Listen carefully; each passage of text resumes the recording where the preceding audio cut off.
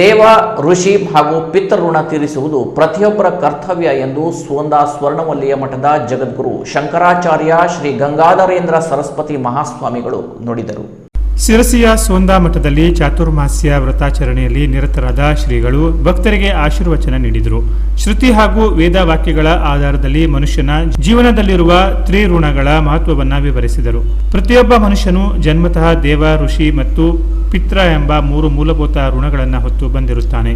ದೇವತೆಗಳು, ಋಷಿಗಳು ಹಾಗೂ ಪಿತೃಗಳಿಂದ ಪಡೆದಿರುವ ಅನುಗ್ರಹ ಮತ್ತು ಕೊಡುಗೆಗಳಿಗೆ ಕೃತಜ್ಞತೆ ಸಲ್ಲಿಸುವ ಮೂಲಕ ಈ ಋಣಗಳನ್ನು ತೀರಿಸುವ ಪ್ರಯತ್ನ ಮಾಡಬೇಕು. ದೇವತೆಗಳ ಅನುಗ್ರಹದಿಂದ ಜೀವ ಮತ್ತು ಶರೀರ ದೊರೆತಿರುವುದರಿಂದ ಪ್ರತಿಯೊಬ್ಬರೂ ದೇವ ಋಣವನ್ನ ಹೊಂದಿರುತ್ತಾರೆ. ಯಜ್ಞ, ನಿತ್ಯ ದೇವತಾ ಪೂಜೆ, ಜಪ ಹಾಗೂ ಪ್ರಾರ್ಥನೆಗಳ ಮೂಲಕ ದೇವ ಋಣವನ್ನ ತೀರಿಸುವ ಪ್ರಯತ್ನ ಮಾಡಬೇಕು. ಚಾತುರ್ಮಾಸ್ಯ ವ್ರತಾಚರಣೆ ವೇಳೆ ಕಿರಿಯ ಶ್ರೀ ಆನಂದ ಬೋಧೇಂದ್ರ ಸರಸ್ವತಿ ಶ್ರೀಗಳು ಉಪಸ್ಥಿತರಿದ್ದರು. ಪ್ರಮುಖರಾದ ಈಶ್ವರ ಭಟ್ಟ, ಶಾಂತಾರಾಮ ಹೆಗಡೆ ಇತರರು ಇದ್ದರು. Canara plus news, Sirsi.